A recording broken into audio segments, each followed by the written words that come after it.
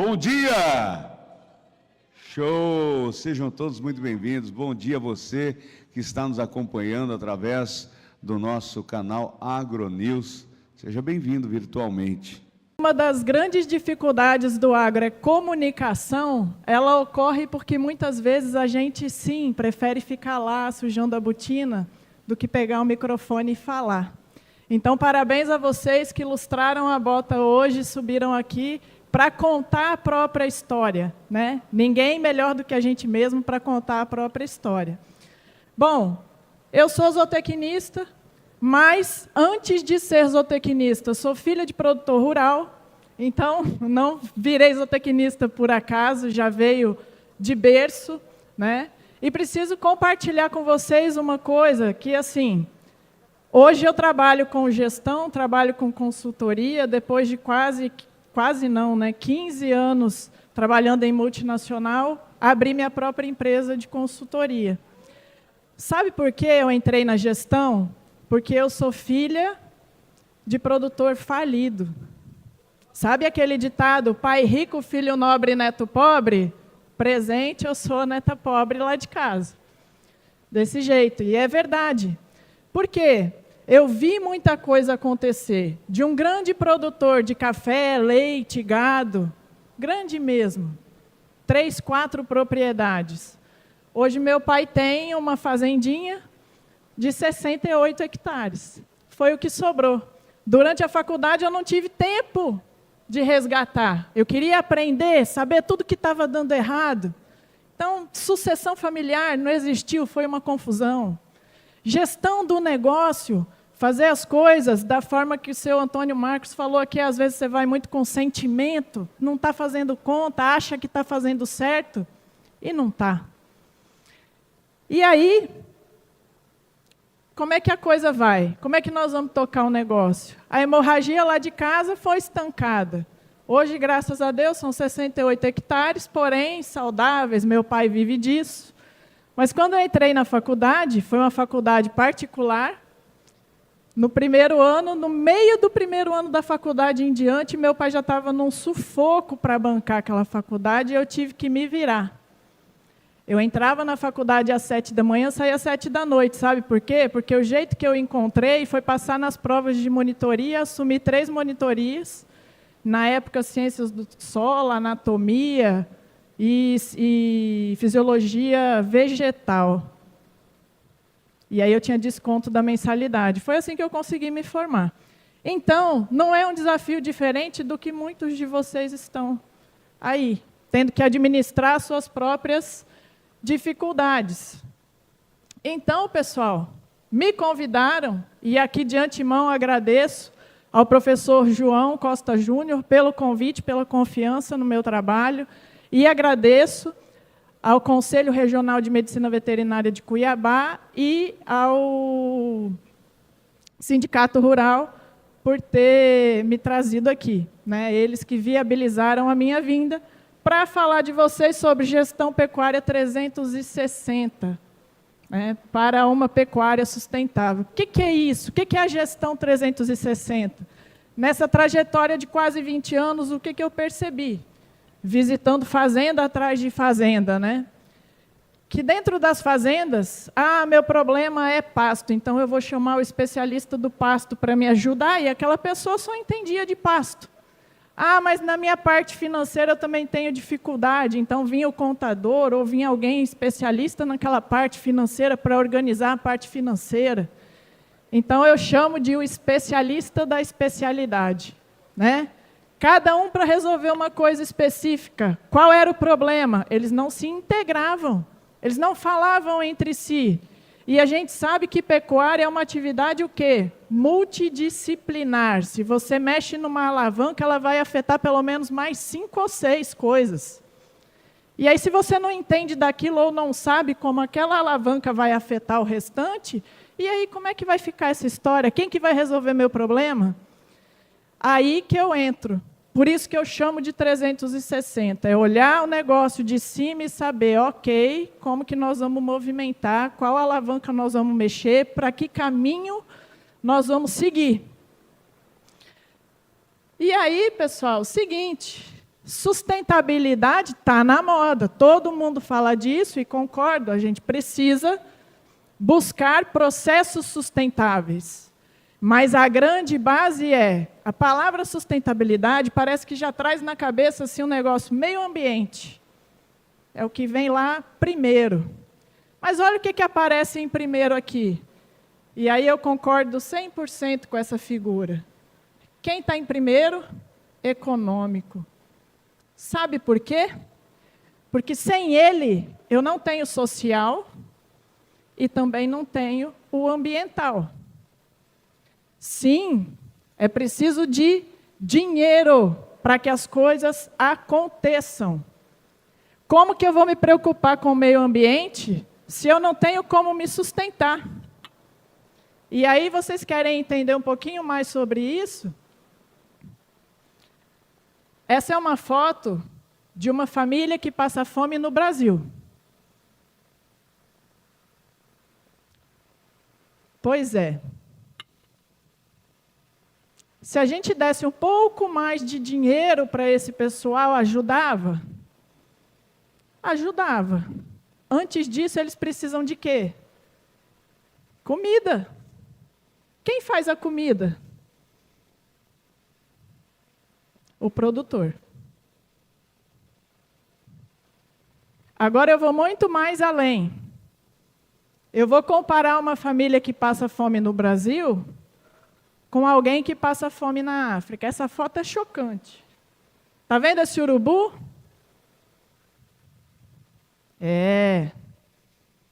Nós estamos na base da solução para esse problema, que se chama fome. Que se chama fome. E por que eu chamo a atenção? Não adianta ter dinheiro se não tem comida. Porém, produzir alimento é negócio. E não é porque todo mundo precisa comer que o produtor não pode ganhar dinheiro. Fazenda não é filantropia, não. É negócio. E nós estamos trabalhando só para produzir, para ganhar dinheiro? Não. A gente produz primeiro para comer, nós. O que sobra a gente faz o quê? Passa para frente, alguém vai ter que comer. Então, o nosso trabalho é para a nossa subsistência, mas é para resolver isso aqui. Nós estamos na base. É nossa obrigação. A gente produz o alimento. Nós que vamos fazer chegar lá? Não. Mas sem o nosso trabalho, aí não tem jeito mesmo. Não vai acontecer. E isso aqui impacta onde? No social. Mas lembram que eu coloquei em primeiro lá o econômico? Pois é. Agora o ambiental. E eu faço questão de chamar a atenção aqui, ó. Olha de onde é essa foto. Lá da Amazônia. O que adianta eu pegar o meu iPhone e encher o saco de todo mundo, ir lá na Amazônia pescar, fazer turismo, e meu copo de café eu jogo dentro do rio? A minha parte eu não faço, mas eu cobro de todo mundo. A gente vai deixar assim? Barato? Não, senhor. Será que somos nós mesmos os algazes do meio ambiente porque a gente produz alimento? E, além de produzir alimento, nós somos obrigados a produzir isso sem ganhar dinheiro, porque ninguém enxerga isso como negócio, ou acha que é só para ganhar dinheiro. Quem está trabalhando em fazenda não está só produzindo, é estilo de vida também, é diferente de qualquer outra empresa. Então, alguns problemas nós não vamos resolver, mas nós estamos na base de solucionar um muito grave. Essa charge incomoda vocês? A mim incomoda absurdamente. Porque a imagem do pecuarista que se tem, e não é só lá fora, muitas pessoas, inclusive às vezes até dentro da universidade, é essa aqui. E por que a imprensa está carimbada? Porque parece que quando alguém fala bem é porque alguém está pagando para falar bem. É assim ou não é? Então incomoda. E isso a gente precisa enfrentar. E como que a gente enfrenta? Olha que coisa linda, fazendo, em parte, o que esses 3 fizeram antes de eu entrar aqui. Pegar o microfone na mão, contar a própria história e mostrar como realmente é. Esse é o ponto. Tanto não é assim, mas o cara só quer dinheiro. Não, quer ter lucro. Ter lucro é crime? A empresa que vende carro não tem lucro? Tem. Quem faz biscoito não quer ter lucro? Quer. Quem vende roupa? Bota uma roupa de marca, as empresas, eles são criminosos porque eles têm lucro? Não. São grandes empresários, são respeitados por isso. Por que o pecuarista não pode ter lucro? Vai ser bandido? Então, se a fazenda dele está degradada, ele é bandido porque está degradando, acabando com o meio ambiente. Se ele está com tudo organizado, tendo lucro, ele também é malvadão, porque só quer dinheiro. Não, senhor. Somos empresários, como qualquer outro. E fazenda, sim, tem que dar lucro. E aí, vou dizer para vocês o seguinte. O produtor, fazenda lucrativa, as matas são cercadas, as nascentes recuperadas, sem pasto degradado, a equipe tem boas condições de trabalho, as estruturas são conservadas, são limpas, e aí eu estou falando de curral, de casa de vaqueiro, enfim, de estradas, produz em volume, mas também entrega qualidade, e permanece na atividade, que é um dos mais importantes. E a fazenda no vermelho? Não tem cerca nem na fazenda direito, muito menos para cercar mata. Nascente, boa parte já foi embora e já secou. Por quê? Porque não está isolada, não foi cuidada, é o único lugar que o gado tem para beber água. Piores condições de trabalho. Sabe aquelas traias velhas? Animal velho. Eu já fui em fazenda que o cara arrochou a égua para correr e cercar o gado, a égua caiu e morreu. Na lida. Velha, não aguentava, parada cardíaca. Por quê? Não tinha dinheiro para comprar outro animal. Esse cara é obrigado a fechar no vermelho? Esse cara que está produzindo proteína, que está produzindo alimento? Não, de jeito nenhum. Então, produz pouco, com baixa qualidade, e no final, o que acontece? Abandona a atividade. E entrega para alguém mais eficiente do que ele.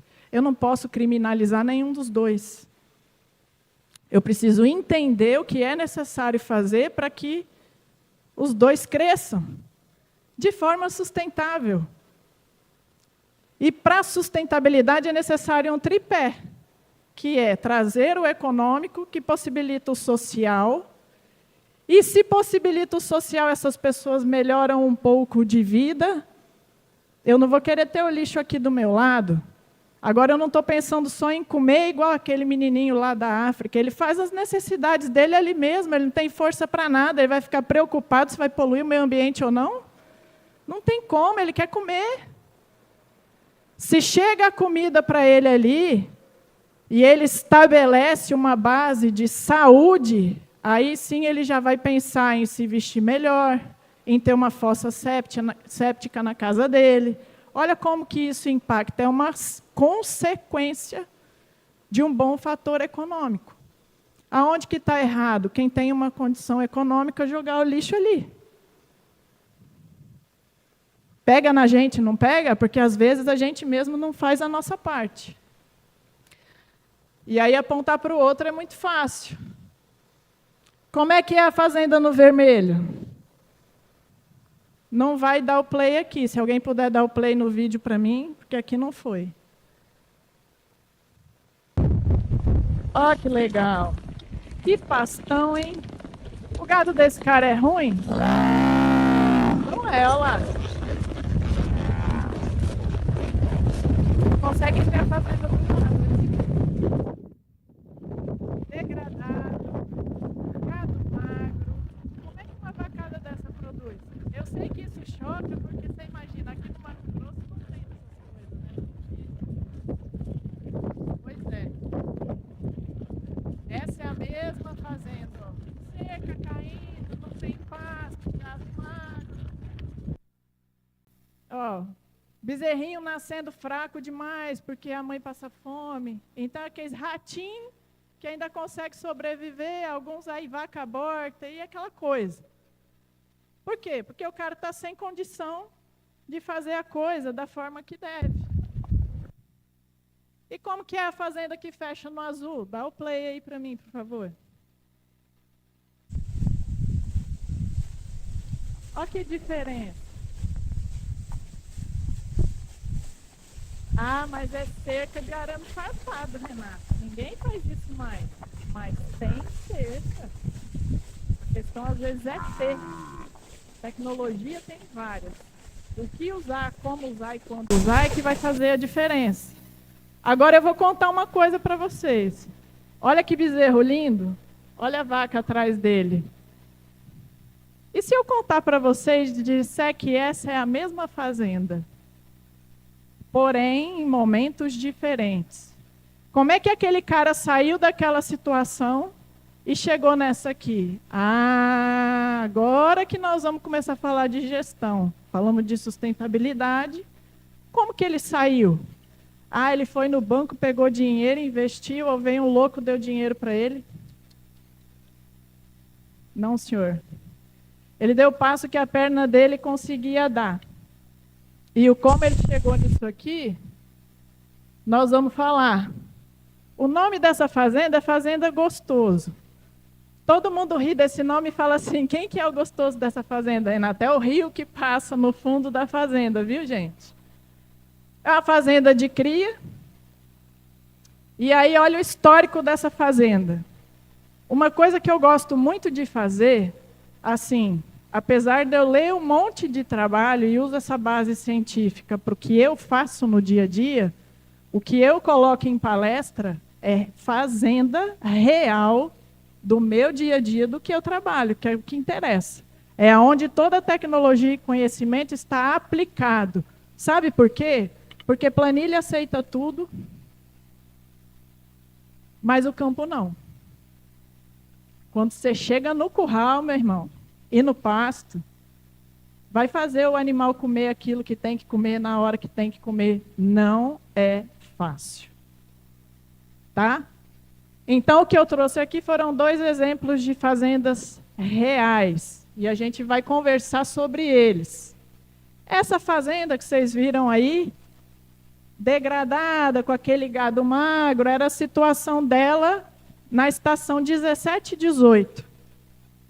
Ela tinha uma lotação, ó, de 0,8 ar por hectare.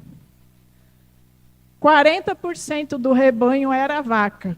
Os outros 60% tinham gado de recria fêmea, um pouco de macho, bezerro e uma confusão. Enfim, como é em qualquer fazenda. Olha bem, a taxa de prenhez nem era tão ruim, ainda conseguia 75%. A taxa de sobrevivência, 92%. Quantos bezerros por hectare ele tirava? 0,22 bezerros por hectare. Aí entrei nessa fazenda. Vamos melhorar? Vamos. Desses indicadores, o que nós temos que buscar? Ah, essa taxa de prenhez, se já está assim, a gente pode melhorar. E aí fazer tudo para buscar aquela taxa de prenhez melhor, que é, primeiro passo, comida para esses animais, certo? Melhoramos o pasto, fizemos parceria. O que aconteceu aqui? A fazenda ela não tinha dívida e ele não queria contrair dívida. Mas ele me disse o seguinte, Renata, eu não vivo da fazenda, então você vai fazer o seguinte, o gado está aí, com esse gado que eu tenho, o que ele gerar, você reaplica na fazenda para fazer o que tem que fazer. Te dou 3 anos. Caramba, tá bom.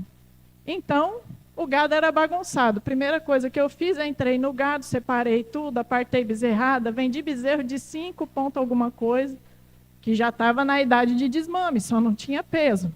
Mandei todo mundo embora. Identifiquei 100% dos animais, porque não tinha identificação. Separei uma vacada para vender também, e segurei parte da vacada. O que foi um desafio, por quê? 17, 18, eu ainda não estava nessa fazenda, mas a gente conseguiu levantar as informações. 18 e 19, o que aconteceu que ajudou pra caramba? Virada de ciclo. Só que foi virada para o ciclo de alta. Então, quando eu resolvi fazer a limpa do gado, o que aconteceu? O bezerro tinha subido de preço. Então, ajudou a gente. Como não tinha o que comer, e lá nessa região, que é no sul da Bahia, tem muita gente que arrenda por um período curto para fazer plantio de melancia, abóbora. Então, a gente arrendou uma parte da fazenda por 1 ano e meio para o cara entregar com pasto. Enquanto isso, a gente ia se virando com o gado que ficou na fazenda. E aí, não se engane, a gente comprou silagem para tratar uma parte da vacada, não era tratar, era para manter o gado ali. Porque o que eu entendia? Se eu vender, eu não vou conseguir comprar esse rebanho de volta. Então, escolhi o que ia ficar na fazenda, boa parte de fêmea, o que era ruim, mandei embora. Enfim, a gente fez o que tinha que fazer, certo? Só que eu quero que vocês prestem atenção no seguinte, isso aconteceu em 2018 e 19. A taxa de lotação não mudou. Continuei com 40% de vacas no rebanho. Mas olha só, a gente melhorou muito taxa de prenhez e ainda conseguimos melhorar a sobrevivência. No que gera mesmo faturamento para a fazenda, eu praticamente não tive impacto, 0,26%. 0,26 bezerros por hectare. Caramba, mexi na alavanca errada. Meu negócio não está na taxa de prenhez. Aí a gente foi para 22, 23. O que aconteceu em 22, 23? Peguei a área do arrendamento de volta. Opa, tenho pasto. Com o dinheiro que a gente tinha feito, já tinha feito cerca. Que foi qual cerca? Aquela ali de arame farpado. Por que essa fazenda fez cerca de arame farpado? Porque não tinha dinheiro para fazer de arame liso, ia dar menos quilômetros de cerca. E porque não tinha condições de tocar uma cerca elétrica, a equipe não estava preparada, ia demorar muito tempo para preparar a equipe. Então, você tem que escolher o que é melhor. É o que é melhor para aquela fazenda, aquela equipe, naquele momento. Ah, porque cerca elétrica é maravilhoso. Para quem sabe usar. Para quem tem tempo de aprender a usar. Depende do nível de dedicação. O dono dessa fazenda é aposentado da aeronáutica, ele vai na fazenda 4 vezes por ano. Então, cada tecnologia tem que ser colocada no momento certo, do jeito certo, e ser usada da forma correta. Isso para toda a fazenda. Então, se eu recebi essa área e coloquei cerca lá, o que aconteceu? Olha para onde foi a taxa de lotação. É uma fazenda de cria. Em que ano isso aconteceu? 22, 23. O que começou a acontecer com a arroba? Não começou a cair o preço? Vamos aumentar nosso rebanho, então? E parte disso foi arrendado. Arrendado que eu digo, entrar gado de fora. Por quê? Porque ele não queria colocar dinheiro de fora. A fazenda veio se preparando, mas também não tinha dinheiro para comprar gado. Não quero me endividar. Não tem problema, vamos fazer um contratinho de arrendamento, colher esse pasto, rentabilizar esse pasto. Show! Foi assim que a gente chegou nos 2,5. Só que olha a mágica aqui. Aumentamos o percentual de vacas no rebanho. Perdi um pouquinho da taxa de prenhez. Perdi um pouquinho da taxa de sobrevivência, mas olha isso aqui. 1,11 bezerros por hectare contra 0,26. Uau! E ainda pegamos preço muito bom. 2024, a safra acabou de fechar. 4,5 A por hectare. Ali a gente já conseguiu fazer uma estrutura de sequestro, de coxo, porque todo ano tem o quê? Seca. Nós não estamos nela? A gente não produz, o pasto não produz igual o ano inteiro. Eu quero aumentar mais, quero crescer? Então vamos fazer comida. Meu percentual de vaca diminuiu. A nossa meta era manter no 60%, a gente não conseguiu. Minha taxa de prenhez melhorou, minha taxa de sobrevivência também, e eu fui para 1,83 bezerros por hectare. Aí pergunto para vocês o seguinte, né? Esse cara, o que é um bom negócio e o que é um mau negócio, né? Olha bem. Isso é 40% mais bezerros. Aí você fala assim, mas o preço caiu mais ou menos isso, né? Daquele boom para o que está hoje, 40%, 50% de impacto no preço. Aí você imagina de um ano para o outro entregar 40% mais bezerro? Você acha que esse produtor sentiu tanto assim a queda do preço da arroba? Será que é o preço que determina o sucesso do seu negócio?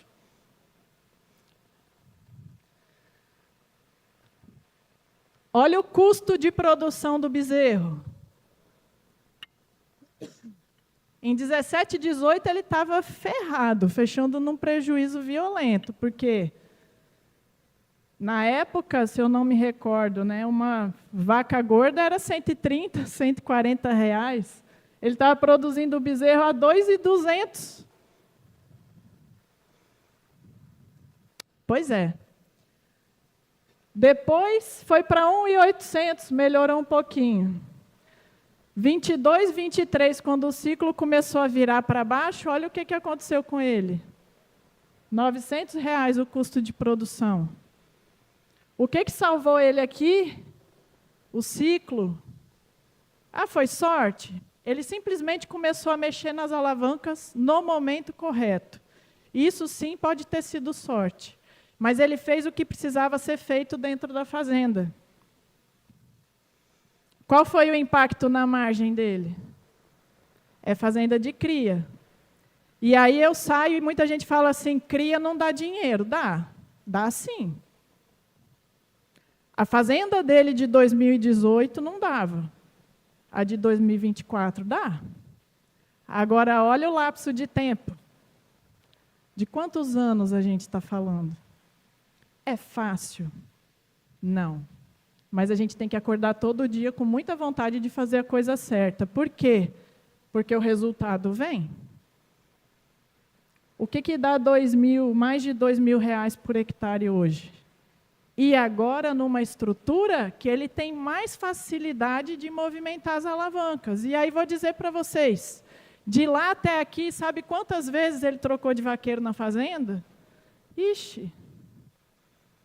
No mínimo 8 vaqueiros passaram aqui. Porque não é fácil. Mas uma coisa ele fez, ele não abriu a mão de seguir os processos que precisavam ser seguidos. E o cara chegava, não vou fazer isso não. Vai. Se não fizer, eu boto outro, se não fizer, eu boto outro, se não fizer, eu boto outro. Dá dor de cabeça? Dá. É fácil? Não. O resultado veio? Agora é o seguinte, o vaqueiro relaxado lá de 2017, que não queria ajudar no início, é o que quer vir trabalhar agora em 2024. Olha como que as coisas mudam. Olha como que as coisas são. E aí, vamos para frente. Outra fazenda. Dá o play para mim, por favor. Essa aqui é cria.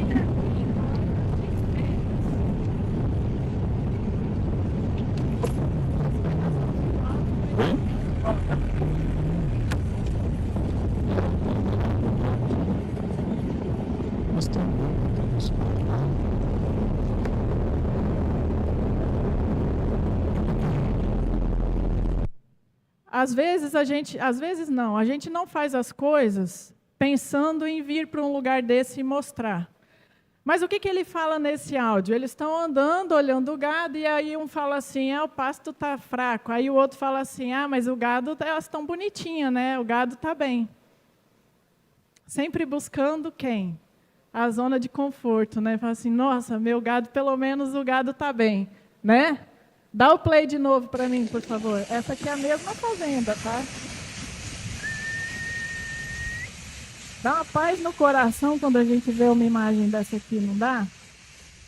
E a situação dessa fazenda é o seguinte, uma fazenda pequena, o pai dele, que tocava a fazenda daquele jeito, ele não tirava leite. Na verdade, ele não produzia leite, ele tirava leite, então aquelas vacas bem zeboadonas, com uma bezerrada branca, que foi o que vocês viram ali no início, a novilhada, mas daquele jeito, na solta, né? E aí ele falou assim, como é que eu ganho dinheiro com esse negócio aqui? Porque eu estou cansado de ser funcionário público, meu pai é do jeito antigo, como é que eu vou fazer para mudar esse negócio? Então tá, e ele tinha outro negócio que ele queria fazer carne de sol. Inclusive, para quem não conhece, carne de sol @montanha, que é uma das melhores a nível de Brasil, não tem igual, e no mundo eu não sei se tem alguém que produz carne de sol igual ele, porque ele tem corte e prêmios de carne de sol. E aí, doía no coração, né? Eu compro o boi do outro, eu compro a novilha do outro para fazer a minha carne, porque eu não estou produzindo não sei fazer. Estou apanhando, meu pai não quer fazer, como que eu posso fazer? Então, a gente desenhou uma situação aqui para ele. Deixa eu voltar. Não, é isso mesmo. Como é que começa a história? Vamos mapear isso? Vamos dividir esses pastos? Vamos entender como sua fazenda funciona? E o primeiro exemplo que eu dei para vocês foi uma fazenda de quase 600 hectares. Essa aqui é uma fazenda do tamanho da fazendinha do meu pai, tem um pouquinho menos de 70 hectares. Aí, turma, como é que nós vamos fazer isso? Ele vira para mim e fala assim, Renata, entendi o projeto, mas assim, para esse tanto de piquete aí, eu não tenho dinheiro. Então tá. Quais são os tipos de cerca que a gente tem? Tem a de arame farpado, tem a de arame liso, tem a elétrica, mas vamos mais longe, tem a cerca elétrica móvel. Como é que é isso? Será que ele deu conta de fazer? Vamos ver se vai passar aqui, ó. Ele vai contar para vocês. Dei um fio positivo aqui na cerca com o vizinho. Passa para cá, para poder fechar aqui o último piquete. Ali é a baixada, que era o pulmão. E aí como é que eu divido? Aqui, ó. 2 fios eletroplásticos, vergalhão e isolador. E aí tem o piquete aqui. Tá vendo? Essa porteira. A cada 50 metros eu tenho uma porteira dessa, onde eu faço 2 piquetes. Então, por exemplo, o gado saiu desse piquete aqui ontem. O capim está até acima da altura. Tem que fazer uns ajustes finos. Aí aqui, ó, corredor até a praça é lá, perto do carro lá. Aqui, 2 positivos. Sempre onde dá para passar 2 positivos eu prefiro. Um positivo em terra. Será? Não sei. Eu tenho terra espalhado ao longo da cerca, mas onde eu posso manter 2 positivos eu mantenho. Aqui, por exemplo, ali tem um terra ali. Então, do último terra até o fim da linha de choque, deve dar uns 500 metros, então está tranquilo. Então eu vim com 2. Sabe aquela história assim? Só não faz quem não quer fazer, né? Aí fala assim, não, cerca elétrica para Nelore funciona não. Ele compra a bezerra, leva para a fazenda, tem uma escolinha do lado do curral dele. O que é a escolinha? Um quadrado menor que ele bota um coxo lá, passa o fio de cerca elétrica e depois esse animal, esse grupo entra no sistema. Será que deu certo o manejo dele? A situação aqui, ó, é a seguinte, Fechamento de safra 23, 24 com fêmea. Bezerra que compra desmamada e passa na fazenda. Todo ano tem o quê? Vou falar de novo. Estamos nela. Seca. Pasto produz igual o ano todo? Não. O que aconteceu no pasto desse moço? Julho de 2023, olha o ganho de peso. Olha a taxa de lotação, meio A por hectare, corrigida para baixo. Qual a suplementação? 0,1% do peso vivo. Proteinadinho, pé de boi que a gente chama. Agosto, 320. Olha o custo da arroba produzida. Mas pensem no seguinte, manejando o pasto bem. Ainda tem coisa para a gente fazer? Tem. Mas aquela cerca que ele fez ali, o que é a cerca elétrica móvel? Você tem em volta a cerca elétrica fixa e você faz os piquetes mudando a cerca de lugar todo dia. É isso que o cara dele faz lá. Passa naquele rolinho, então a cada 50 metros ele vai passando a cerquinha, manejando bem o pasto. O que começou a acontecer com essa fazenda? Depois da primeira rodada, ele falou assim, Renata, está sobrando muita comida. Sabe quantos quilos de adubo nós botamos nesse sistema aqui até agora, até o momento? 0, nada. Sabe quantas vezes a gente pulverizou esse pasto com herbicida? 0 também. Nada. Só gado, por enquanto. Começamos a fazer esse pastejo em faixa, o lote com uma lotação um pouco maior do normal e indo trocar todo dia o pasto, os animais de piquete. Só que começou a sobrar comida. O que aconteceu com esse cara? Compra mais animal. Vamos comprar mais. Não tenho mais caixa para comprar animal. Aluga. Ah, mas se eu alugar pasto, eu estou assumindo a minha incompetência. Pelo contrário, você está assumindo a responsabilidade sobre o seu negócio, colhendo um capim que você produziu, que ultrapassou sua expectativa de forma positiva, e você não vai deixar ele não virar nada. Você vai transformar ele em dinheiro. Pois bem, isso aqui é média fazenda, viu, gente? Pesa todo mês. Montamos estruturinha de corredor, os animais vão todo mês para o curral. Por isso que tem o ganho de peso todo mês. Isso é global na fazenda. Todo mundo vai. Olha o custo da arroba produzida. O pior, o de agosto, R$ 169. Aí, começou a chover, período de transição. Sabe uma coisa mais difícil que a seca? A transição. E é a transição da seca para as águas. Pensa num trem difícil. Deu uma ajustadinha, novembro pulou para onde? 4A por hectare. Olha o ganho de peso. Aí, ajustando, fazendo manejo de pasto, nós tivemos o quê? Período de águas. Ganho de 1,100 em janeiro. Média geral fazenda por animal em fêmea. Será que fêmea ganha peso ou não?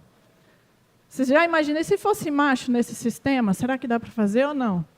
A questão é, estava ganhando peso. O que deu no final? Área de pasto, 60 hectares. Número de módulos, 15. Número de piquetes, 101 piquetes. 101 piquetes feitos com cerca elétrica móvel. Qual a lotação global da fazenda? Global que eu digo? Total, 3,8A por hectare. O ganho médio, 652 gramas. E o custo da arroba produzida? R$ 119. Foi a média geral do ano. Será que ele ganhou dinheiro ano passado ou não? O que eu tenho a dizer para vocês é o seguinte, esse cara não é mais funcionário público. Agora ele é pecuarista. Com 60 hectares. Saiu de uma margem 21, 22, que foi a primeira vez que eu fui na fazenda, fechando no negativo, menos R$ 52 por hectare. Parece brincadeira, mas o número a gente tem que mostrar. E esse ano, como é que fechou a safra? R$ 1.687 por hectare. Ah, mas o preço caiu, a seca vem, vou botar a culpa no mercado. Você vai sentar e chorar ou você vai trabalhar?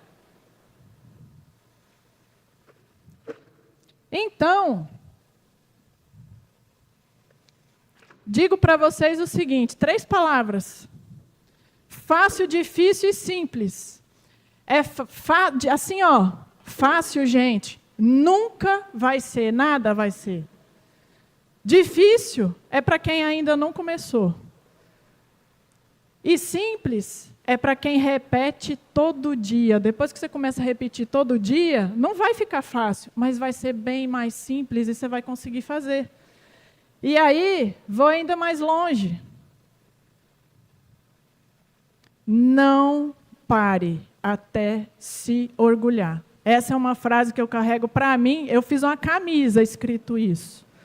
Nada que eu entrar para fazer, enquanto eu não me orgulhar daquilo, eu não vou parar. E digo mais, Deus só vai colocar o chão para você pisar se você der o passo. Ele não vai andar para você. Você que vai ter que andar. Então, muito obrigado, espero ter passado um bom recado para vocês. Não sei se vai abrir para dúvidas, mas fico à disposição. Muito obrigado, pessoal.